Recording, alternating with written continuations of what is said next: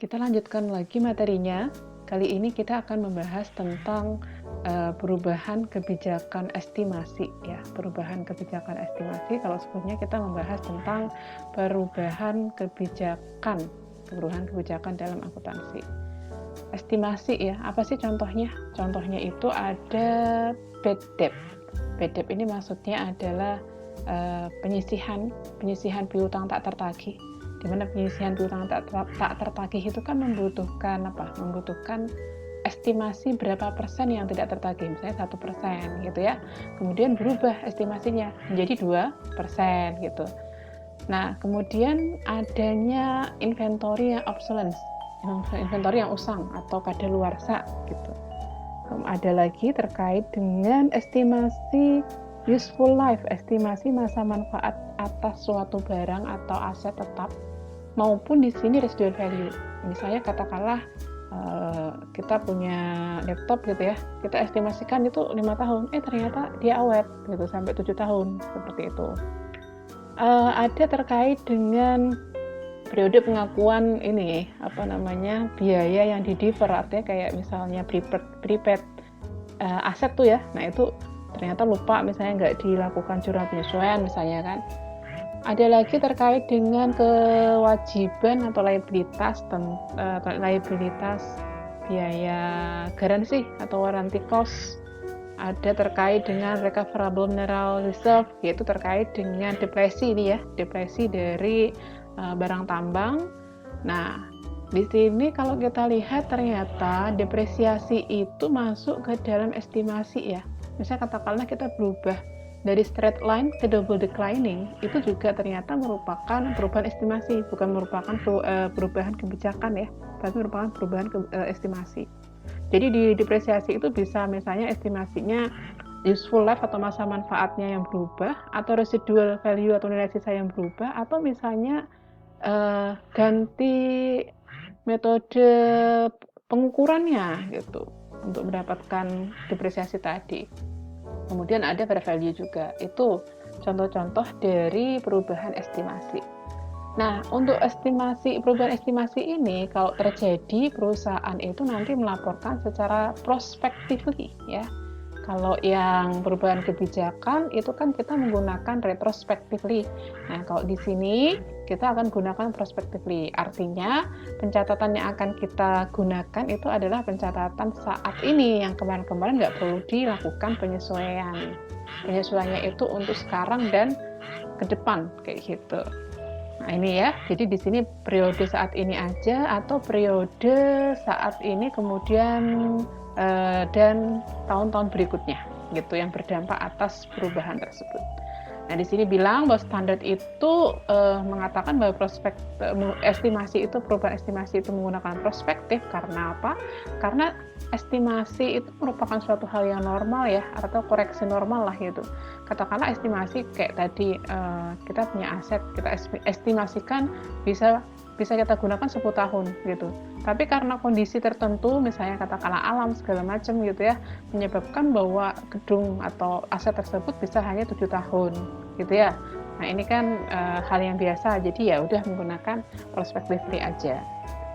Misalnya di sini ada contoh kasus, ada Arcadia, dia membeli peralatan senilai sebesar $510.000, di mana diestimasikan useful life atau masa manfaatnya itu 10 tahun dengan nilai sisa atau salvage value-nya $10.000 pada akhir periodenya, pada akhir periode manfaat tersebut.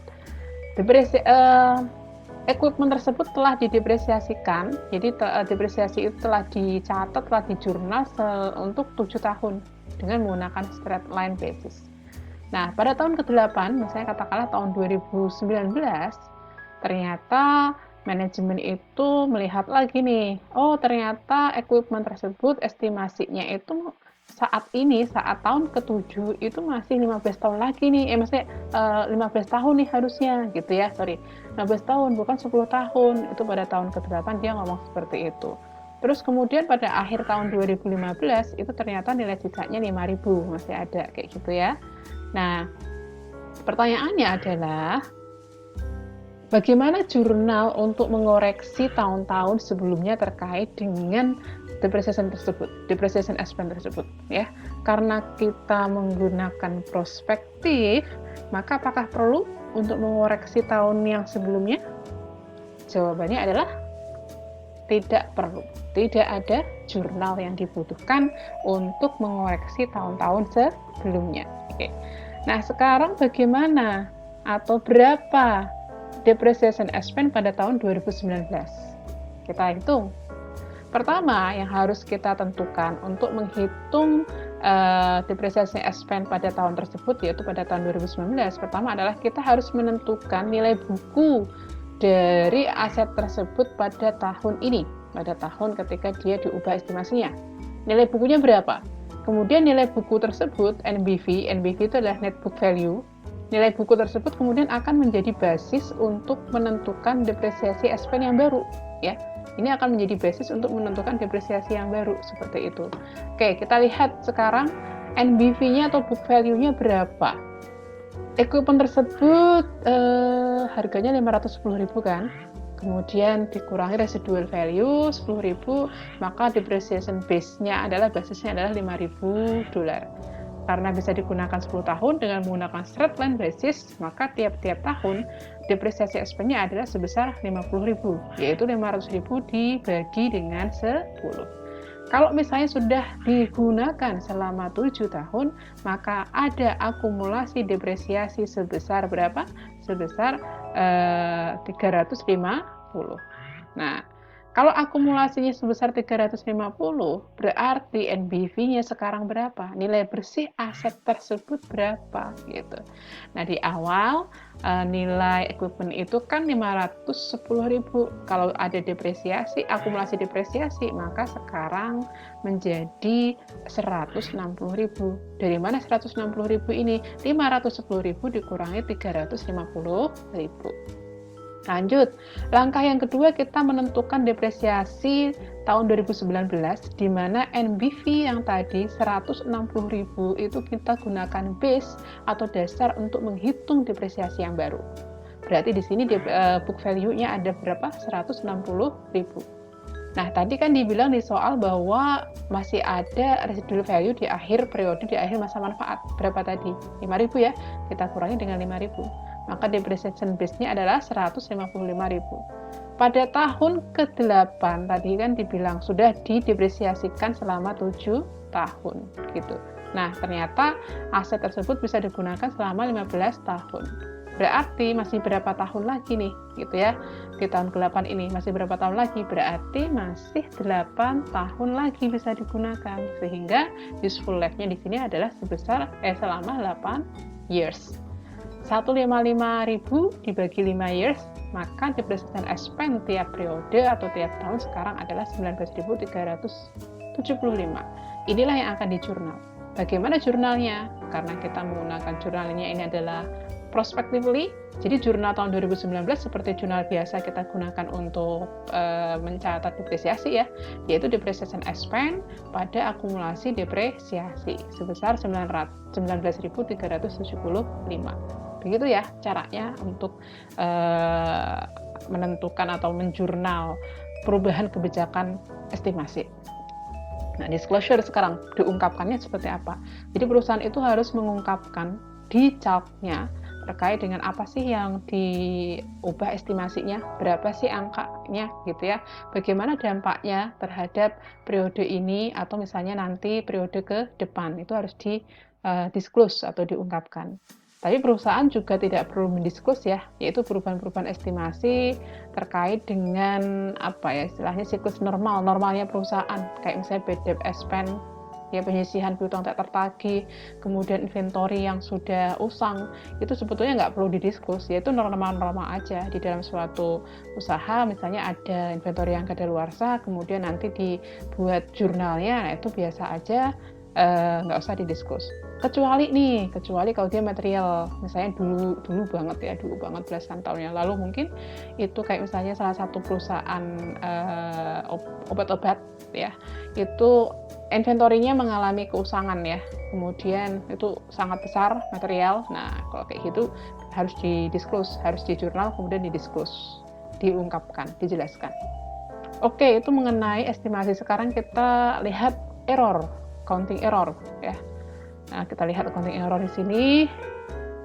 Error itu seperti apa sih? Error itu bisa saja terjadi akibat perusahaan itu tidak pas ya, tidak pas mengambil suatu kebijakan akuntansi. Misalnya dia masih menggunakan LIFO, padahal LIFO itu sudah nggak boleh. Nah, itu salah juga, error ya. Nah, mathematical mistakes, katakanlah salah menghitung atau salah ngejurnal, salah mencatat, nolnya hilang 1. Nah, itu juga salah. Apalagi misalnya kesalahan estimasi terjadi bukan karena salah secara normal ya, tapi karena perusahaan itu tidak mampu mengestimasikan dengan baik gitu. Jadi agak-agak ngasal. Tapi ini juga agak sulit ya memastikan atau menentukan ini. Atau di sini tidak melakukan accrue, pengakuan atau defer atas suatu expense atau revenue. Ini biasanya terjadi kalau misalnya apa ya, ada jurnal penyesuaian tuh, lupa misalnya nggak di jurnal. Kan jurnal penyesuaian itu nggak ada nggak ada buktinya ya. Jadi bisa saja misalnya lupa ya. Misuse fact, kemudian ada incorrect klasifikasinya salah. Katakanlah ketika kita membeli supplies misalnya ya, supplies itu ternyata di awal langsung kita anggap sebagai expense ya. Makanya misalnya expense pada cash gitu ya. Ternyata harusnya supplies gitu ya. Seperti itu. Nah, ini contoh-contohnya, ini kategorinya. Jadi revenue, ada expense recognition. Ini yang sering kali terjadi ya, karena revenue dan expense ini kan biasanya dia itu ada di laporan, ada di jurnal penyesuaian. Dan itu sering kali mungkin terjadi error, karena lupa untuk misalnya melakukan jurnal penyesuaian, misalnya seperti itu. Jadi salah menentukan misalnya harusnya expense-nya diakui sekarang, tapi expense-nya diakui bulan depan. Saya katakanlah pembayaran listrik. Pembayaran listrik itu kan misalnya kita membayar pada bulan Oktober ya. Nah, pada dasarnya itu adalah untuk September. Nah, kita mengakuinya di Oktober, itu kan salah. Atau misalnya salah angka, itu bisa saja terjadi. Pengakuan pendapatan juga bisa saja terjadi kesalahan, tidak pas untuk menentukan atau mengakui pendapatan kayak gitu ya. Itu seperti itulah. Misklasifikasi, salah klasifikasi, harusnya jurnalnya apa, di jurnal apa, kayak gitu. Equity, kemudian reserve ini terkait dengan budget expense, kemudian ya terkait dengan penyisihan piutang tak tertagih. Long life asset itu seperti plant property equipment ya, peralatan, dia itu mungkin biasanya salah di dalam misalnya melakukan impairment atau depresiasinya gitu. Pajak juga biasanya terkait juga. Ada apa lagi nih, inventory itu biasanya salah valuasinya, kuantitasnya salah. Kita menggunakan periodik itu biasanya bisa saja salah untuk menghitung berapa sih ending inventory-nya, misalnya ada barang konsinyasi, misalnya barang konsinyasi itu tidak dihitung, nah itu kan terjadi kesalahan, misalnya seperti itu ya. Equity share, others, dan sebagainya ya. Ini adalah tipe-tipe contoh dari error akuntansi. Kita lihat ketika terjadi error itu bagaimana ya, semuanya harus dikoreksi, yaitu item-item yang terkait dengan error tersebut gitu ya. Kita akan mencatat error, record error, correction of error from prior period. Jadi kita harus mengoreksi error tersebut juga sebetulnya dari periode sebelumnya. Kita lakukan adjustment atas atas beginning balance atau saldo awal dari return earning pada periode sekarang. Kalau misalnya salahnya itu tahun lalu, kita baru ketemu sekarang. Misalnya depresiasi expense tahun 2020, misalnya, itu nggak kita jurnal, baru ketahuan di tahun 2021. Gitu. Maka ketika misalnya ini sudah tahun 2020 itu sudah di-disclose, sudah ditutup buku, maka tahun 2021 itu yang akan kita lakukan jurnal adalah RE-nya, gitu ya. Makanya tadi ini dibilang seperti itu. Nah, such correction are called prior period adjustment, jadi mengoreksi jurnal yang sebelumnya.